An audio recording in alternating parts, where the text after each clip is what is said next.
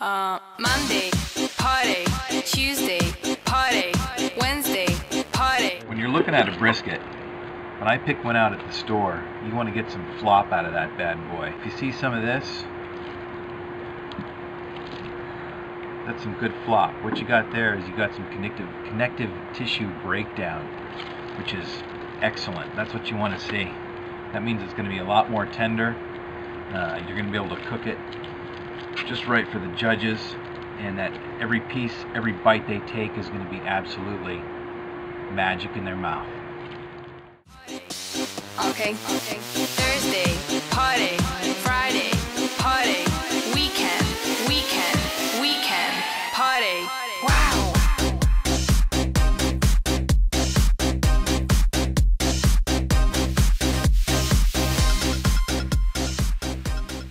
Alright, so we're going to cut this bad boy open. Whew, smells good. USDA Prime.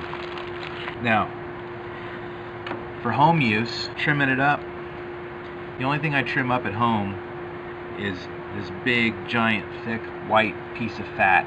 That's not going to render down. For competitions, a lot of people like to trim the bottom of this thing down so there's 1/4 of an inch of fat. And the reason they only want 1/4 inch of fat is they still want a little bit of fat to protect the meat from the heat, but they want to get some penetration. When I'm cutting for a competition, since my grill doesn't produce a lot of direct heat, it's only indirect heat, I don't really have to worry about a fat cap protecting the meat. So I can cut it or I can leave it on. It really doesn't matter. I can trim that fat cap off for the judges. No one's going to know. But what I do like to do is I like to cut off the fat that's not going to render. So you see this snotty fat? I call it snotty fat. Kind of looks like snot. I'll cut that off because nothing good can come from that. So the first thing I do, lay that bad boy out, and I'm going to cut off all the really big, thick pieces of white fat that are definitely not going to render. You don't have to go too deep. You can go a little bit at a time. See how white that fat is? A lot of people might be cringing at my cutting techniques. I don't really care. This section of the brisket right here is called the flat. This is the point. It's pretty easy to see why this is called the flat and this is called the point. There's a big giant ribbon of hard, thick fat that runs in between them. I like to cut that out. See how that goes pretty deep in between the two. Cut that whole section right out. Now that that's out, you can see all the muscle that's left, meat. That's what you want to cook. A lot of the times, this ribbon of fat will cut all the way through between the flat and the point, and you have to be careful not to take out too much or you might separate the piece. Almost there. Just got a little bit left.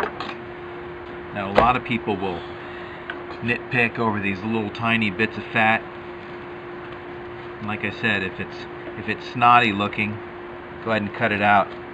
Now look here, this is a perfect example of something to cut out. Right there is a little artery. You can see it right there. You definitely don't want to leave that in there. It's not attractive, no one likes to see it. And cut that right out. Still a little bit left, gone. Here's some more snotty fat, we'll get rid of that. Now you can spend all day trying to get this perfect, but the bottom line is it's much easier to cut fat off after this thing is cooked than it is right now. After it's cooked, it slices off like butter. Before it's cooked, it takes a little bit more of a delicate hand.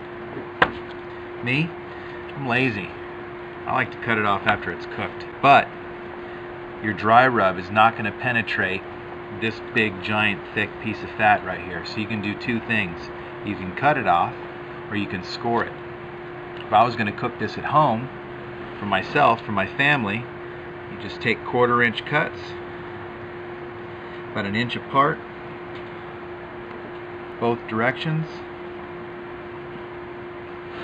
And you got some penetration in there, and your dry rub will fit right in there. But since we're practicing for a competition, we'll cut most of this off. Some people I know will keep this extra fat to season their next grill with. And you can freeze it, thaw it out, throw it in your grill, your brand new smoker, and after 8 hours, all this fat rendering off in there will make a perfect little barrier in between the metal and anything you're cooking. This is all good for time-lapse photography right here. Speed that shit up.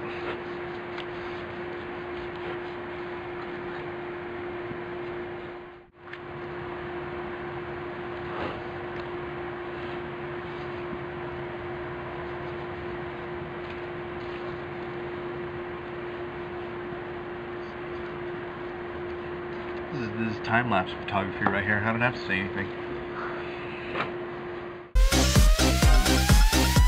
I'm telling to you, mama, there is no need for a drama. But I don't want to study, I just want to party. I'm an